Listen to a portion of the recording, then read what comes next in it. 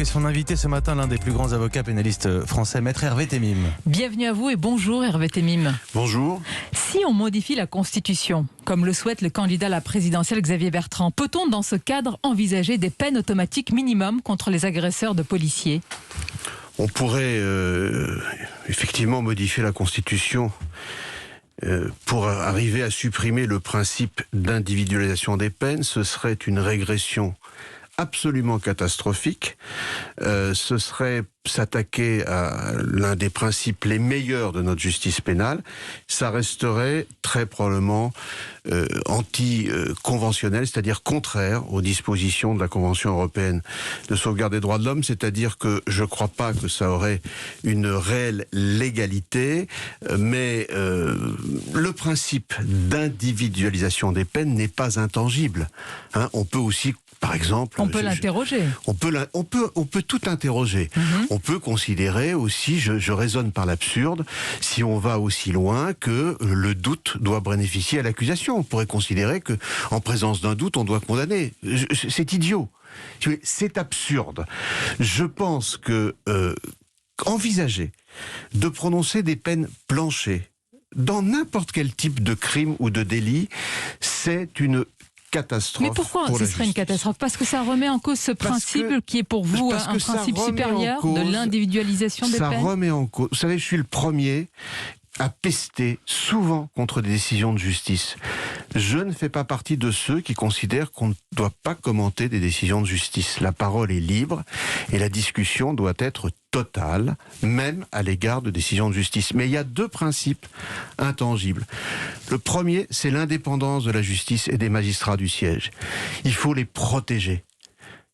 Les magistrats du siège, les tribunaux, les cours d'appel, les cours d'assises ont un rôle fondamental dans notre époque. Et deuxièmement, c'est la liberté d'appréciation des magistrats du siège. Il faut protéger cette liberté d'appréciation.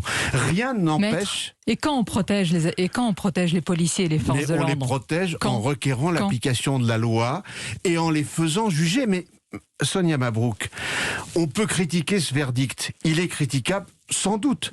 Il n'est pas critiquable d'ailleurs que par rapport à ce qu'on entend, car ce qu'on a lu hier dans Mediapart est aussi effrayant. J'y viendrai. Mais la justice, elle a été rendue. Elle a été rendue.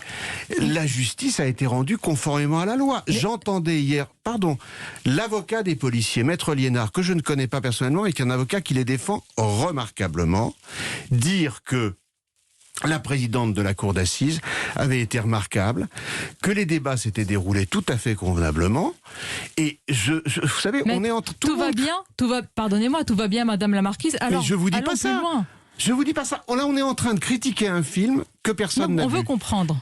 On l'a pas vu. Il est à huis clos, mais nous avons un événement qui a été rapporté. Et c'est l'un des avocats généraux qui a conclu un réquisitoire extrêmement long, il est vrai, un réquisitoire fleuve, en déclarant à propos des accusés qu'ils avaient de l'empathie et qu'ils constituaient, après c'est vrai de longues phrases, une richesse pour le pays. Un avocat général devrait-il dire cela ? Attendez. D'abord, vous dites après de longues phrases. Je ne les ai pas entendues, moi, ces phrases. L'avocat général aurait dit cela, ou a dit cela, dans un contexte où il a requis 25 ans de réclusion contre les jeunes hommes qui représentent cette chance pour le pays. Donc, il a sans doute voulu dire, je l'imagine, je n'y étais pas, que malgré la nécessaire sanction qui devait leur être infligée, eh bien, cette jeunesse de France devait être une chance pour le pays. Mais c'est un jugement politique, maître. Mais non, absolument pas. Attendez, il est libre de le penser. Attendez, vous savez... Mais de le dire ainsi face à des jurés... Il est libre de le penser, de le dire ainsi. Je souhaiterais... C'est lui qu'il faudrait entendre. Non, attendez, parce que là, on rapporte une phrase qui a été rapportée, qui a été prononcée dans un réquisitoire de 7 heures, au terme duquel il a demandé des peines allant jusqu'à 25 ans de réclusion. Il est hors de question qu'il ait montré de la faiblesse ou de l'indulgence à l'égard d'hommes contre lesquels il a demandé des peines aussi sévères. Il faut faire attention à ces phrases sorties du contexte. Vous savez, un jugement, on juge des hommes. Évidemment qu'il n'y a pas que les faits.